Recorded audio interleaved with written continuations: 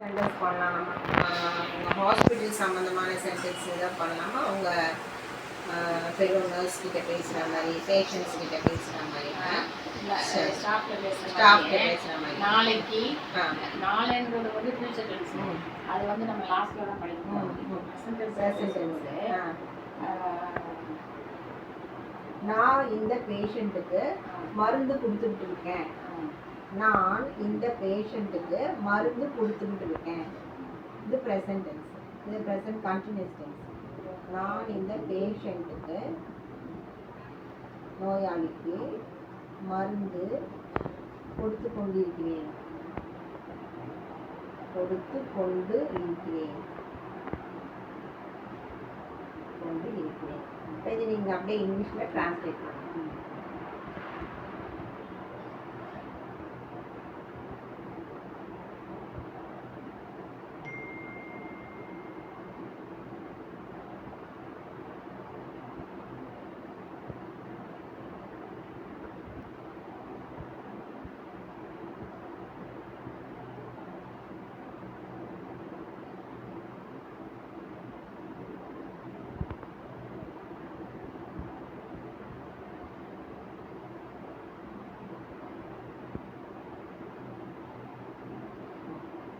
I am giving tablets to this patient. ஒரு patient இருக்காரு. I am giving tablets to this patient. இந்த பேஷண்ட்டுக்கு நான் மருந்து கொடுத்துட்டு இருக்கேன். ஓகே, இந்த patient and this patient. Okay, அவருக்கு ஜுரம் அதிகமாக இருக்கிறது. அவருக்கு ஜுரம் அதிகமாக இருக்கிறது.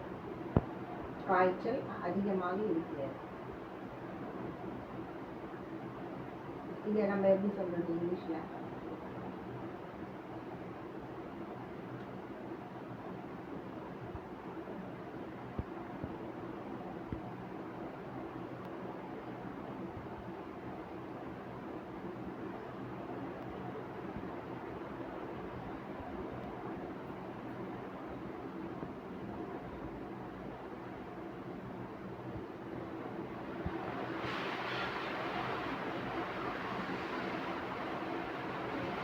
He is having fever னு எழுதிட்டீங்க. He is having high fever. High fever, H-I-G-H, high fever. Okay, அதிகமா இருக்கு இல்லையா? அந்த அதிகமாகன்றதுக்கு நம்ம high கொடுக்கணும். H-I-G-H. He is having high fever.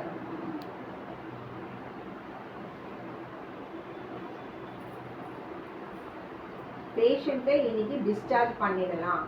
பேஷண்ட்டை, நோயாளியை இன்று டிஸ்சார்ஜ் செய்து விடலாம்.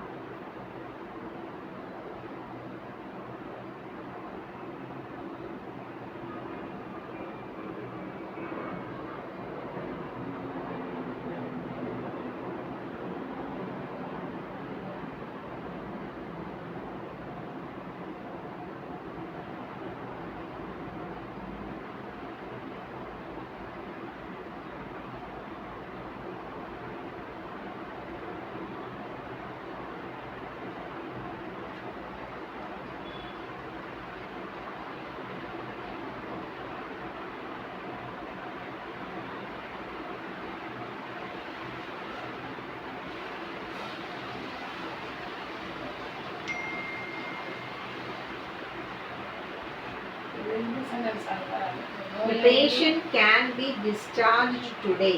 The patient can be discharged today. இன்னைக்கு அவரை டிஸ்சார்ஜ் பண்ணிடலாம். The patient can be discharged today. Today. Patient என்ன spelling? P-A-T-I-E-N-T. Okay, right. The patient can be discharged today. இன்னைக்கு அவரை டிஸ்சார்ஜ் பண்ணிடலாம். ஓகேங்களா? புரியுதா உங்களுக்கு? இது எல்லாமே நம்ம ப்ரெசன்ட் டென்ஸ் தான் படிச்சுட்டு இருக்கோம். ஏன்னா ப்ரெசன்ட் டென்ஸ் வந்து இன்னைக்கு ஃபுல்லாக நம்ம பார்த்துட்டு இருக்கோம். இன்னொரு நாள் வந்து நம்ம ஃபியூச்சரும் பாஸ்ட் டென்ஸும் பார்த்துக்கோம். ஓகேங்களா? நெக்ஸ்ட் கிளாஸ் நாளைக்கு வச்சுக்கிறீங்களா? நாளைக்கு இதே டைம்.